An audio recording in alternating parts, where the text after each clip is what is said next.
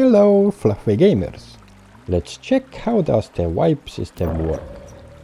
So when does the wipe happen? First, the server or scenario lasts for 5 phases, roughly 2 months. When you hit phase 5 or the settlement phase, you have a choice. You either move to a new server, triggering partial wipe, or you stay on and join the permanent server. So, the wipe is an option. But this video is about the so-called wipe. And here is something really important I want to show you. Everywhere the game tells you that the sign up starts at phase 5, but that's not exactly true. For example, check this clip from November 6th. My server was still on phase 4 with 6 days left, yet the pre-registration was already open, and those new servers were launching before my current server even hit phase 5. That is very important, and it is a bit confusing, because phase 5 will open 2 things. First is the honor rank. This might be less important, but it gives us the shiny rewards that I want. And if I look the description of it, it does say that exiting before settlement excludes the scenario from history and forfeits badge coating effect rewards, meaning no shiny things if I leave too early. But if you don't care about that, then there is another thing that might be a bit more important. That's phase 5 shop. Here you can buy 4000 asterisk points using 390,000 energy links. Those are needed to unlock Stellar Stairway rewards or Starcroom.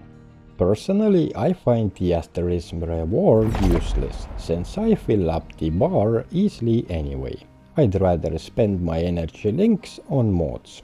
But if you don't care about any of that, then yes, you can go and leave before the phase 5. That's totally up to you. But there are a few more things you should know before leaving. As we see, I still have time till phase 5 starts, and in pre-registration section, the server lists have been updated. Now there is servers that open after the phase 5, so you can sign up now as I did with my other character. Or you can still wait for the last phase. At this point it doesn't matter at all. What does matter is that you sign up before the pre-registration period ends. And that ends 24 hours before the server launch, so don't miss out. Another thing that we need to do is to prepare for the new server. And what do I mean by that is that the game allows you to have some things, and I'm not talking about the blueprints or the mods or any of the cosmetics nor the special points that we get to keep 100% anyway. I am talking about the little window here. The game will highlight it when you first log in at phase 5, and will do that also once you join in the new server. This is called Spacetime Backpack. In the new server, this Spacetime Backpack will have everything your character owned in the last server. Some old guides say that you need to place items in a special storage or have them in your character inventory. But the game has evolved. Now the Spacetime Backpack automatically tracks everything you own in your inventory, storages, vehicles. So no stress, but we do see that there is some sort of a point system involved. I can spoil it a bit and say that having high-end gear is a no-no, as it will cost a lot of points. Well, we will get to see that once we get there. But for now, I want to prepare for the next server. I am focusing on early game boosts, so I'm going to make some extra drills and a chainsaw. Those two will boost early game massively. Though I'm not sure yet how many points they will cost, so I will have advanced drill and the normal drill, just in case the advanced is too expensive. And the third thing I want to have is the canned seafood in oil, to boost the gathering even more. The most important thing that I want to have is my favorite Deviant. Everything else will be secondary for me. But I can already imagine that the Deviant costs will go up if their levels and skills are at the high end of the spectrum. That's basically all for the preparation. But there is still one thing to do here before we leave. The very last thing to do is to open up your Memetic's window and reclaim all the points. Simply just click R, and also don't forget to do that on your other characters. You will also get back some energy links, and then use those links to do your last mod roll, or maybe buy the last box if you need it. But be sure to do that at the very end, else if you're still going to play a day or two, you might have some issues when you are trying to craft anything. Once this is also done, then our next step will be in the new server. So the day of the moving. Something you might want to know is that hive leaders do need to disband their hive before they can leave. Once all is said and done, we can open up the scenario tab and click on Go to the new scenario. Now while loading in there, I must say that things did not go as planned, but that is actually a good thing, because we get to learn how to fix it. But first, let's discover the issue. So the first window here is showing all the different points that we are bringing over from the last server. The second window will show all the things that do not get transferred over, such as all the Memetic specialization skills, or all the door and refinery cards, plus the quest items. The third window is Spacetime Backpack, and it might be also empty or missing anything that you had. That's okay, our stuff isn't gone, there is just an extra step we need to take. And the game will tell you that this isn't the only time you get to access this window, so you don't need to take out anything at all. The next window is going to let us choose the quest mode. If you are new on the map, then I recommend going with a full edition. But if you are repeating the map, you can take the simplified version. This mode will skip most of the quests, leaving only key points. And once you complete the mission, you get all the skipped mission rewards, so you don't miss out on anything.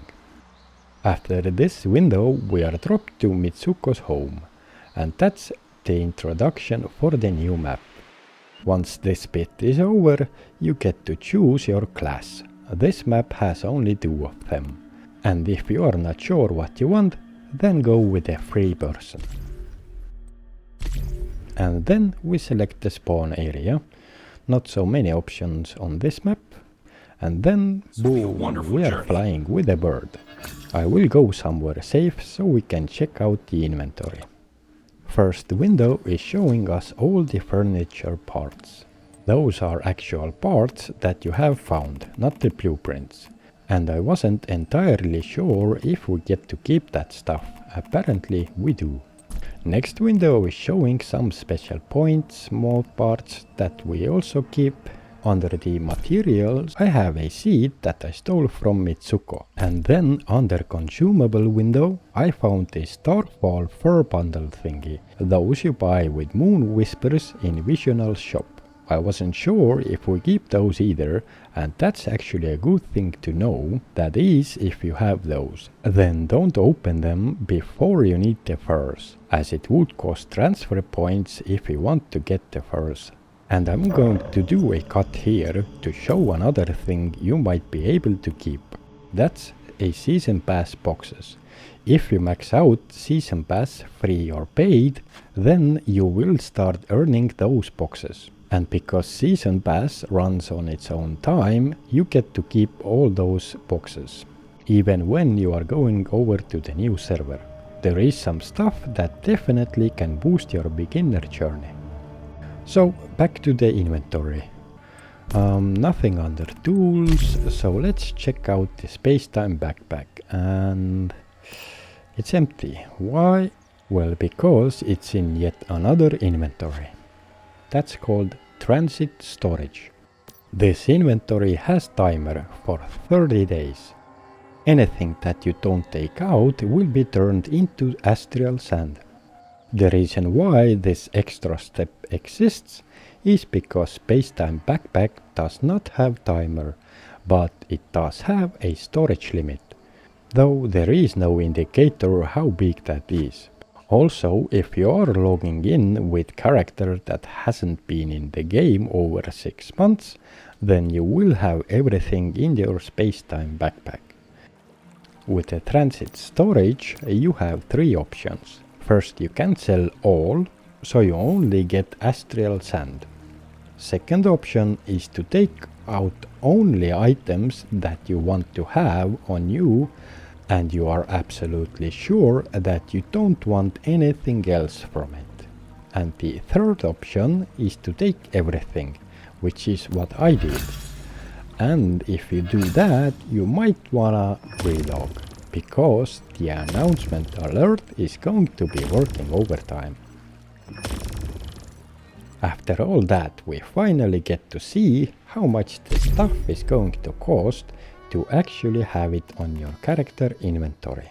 I won't go over every item that I have, that would take a long time, but we can go over few bits. Under the tools, let's check the calibration blueprints. They cost 1000 points each. Basic ammo is 1-to-1, but the high-end ammo is 30 points for 1 bullet. That's pretty expensive. But the tools that I actually need, the chainsaw costs 1500 points. Advanced drill is 2500 and the normal is 2000, so I'll be going with advanced. I don't think you can have solar drill as it is a special thing. And animals are 300 each, no matter of the grade or any other stat they have. Under the foods, I will say that seeds, sugar and oil cost 10-to-1, so might be a good idea to have some if you are cooking. Also the spice bag is 10-to-1. Deviated plants are 80-to-1, so pretty expensive. Meds and heals are actually really expensive, so nah. And the food that I want costs same as 1 healer stick. A 200 points for 1, that's not too bad for a 30-minute buff. Under the materials, well, I will ignore all the basic stuff as I have the drill and the saw. All the high-end plastics, fabrics and parts are between 100 to 150 for 1, so really expensive again. Gunpowder is 50-to-1, all the hides go from 200 to 1200 for 1 single piece, that's expensive. Stardust source is 3 for 1, that might be helpful to make your first weapons, so maybe? Before we continue, I also think it's good to know that once you take anything out from the Spacetime Backpack, it will be bound to your character for 6 days, so you cannot share that stuff.